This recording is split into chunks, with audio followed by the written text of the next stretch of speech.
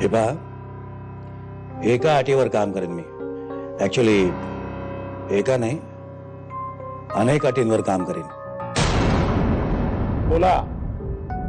मगाशी म्हटल्याप्रमाणे माझं नाव कुठे येता कामा नये आणि मी इथे येऊन गेल्याचं कुणालाही कळता कामा नये. मान्य मान्य. पुढे बोला. तुम्ही ज्या मैदानावर मेगा कॉम्प्लेक्स बनवणार आहात त्यामध्ये मला एक फ्लॅट हवा आहे, विदाउट मेंटेनन्स. ठीक आहे, दिला फ्लॅट. मगाचा चेक द्या.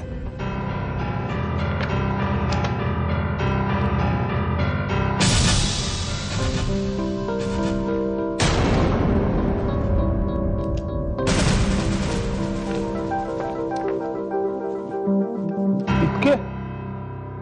अहो काय 4 पिढ्यांची सोय करतायत काय तुम्ही?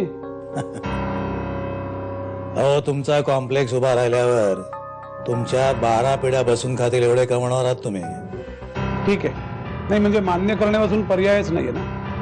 पण मी आधी फक्त अर्धे पैसे देईन. 1/4 पेपर साईन झाल्यावर आणि उरलेले बांधकाम झाल्यावर.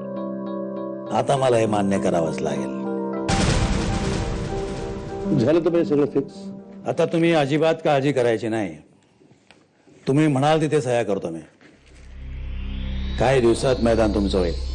तुम्ही काम सुरू करा. टीम पूर्ण झाली की नाही?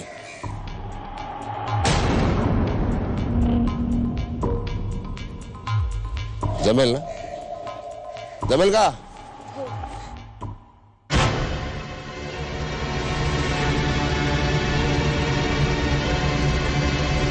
आजूबाजूच्या चाळी, ती वस्ती, ते तोडण्याचं काम तरी सुरू करता येईल का आपल्याला? ते येईल ना, लगेच मीटिंग घेऊन टाकू आपण. एक फोन करतो मी आत्ताच. कोणाला करता?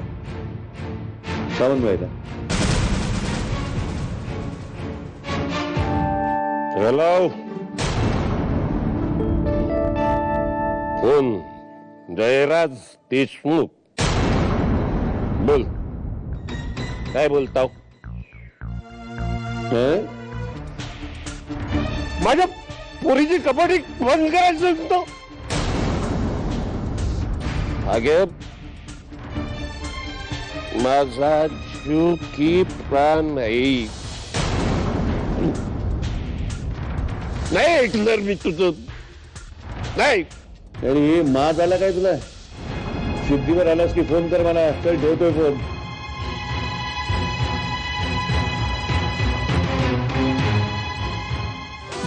भाऊ, प्रॉब्लेम झाला. जाम राडा झाला भाऊ. आता काय? ते बघा.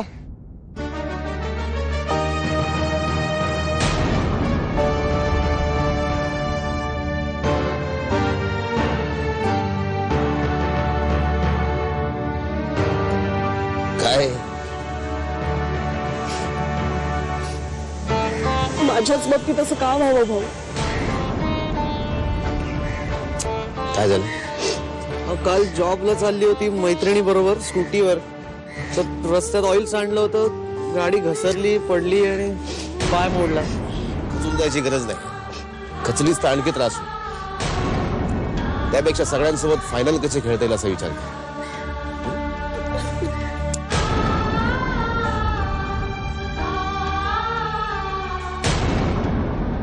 कारण कोणीने त्याच्यावर सह्या केल्या म्हणजे मग काही प्रश्नच नाही हो. त्या मैदानावर येऊन कोणी हक्क सांगणार नाही. एक विचारायचं राहिलं, त्या दुरुस्ती मंडळाने त्या चाळींची आत्ताच नव्याने दुरुस्ती केलेली आहे.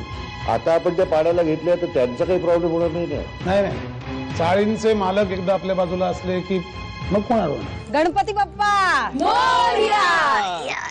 कशी झाली प्रॅक्टिस? चालू आहे, ठीक चालू आहे. चला घरी जाऊया. अरे माझी ओळख तर करून दे. मी कुसुमबेन संगोई. म्हणजे मला तुम्ही कमल म्हटलात तरी चालेल.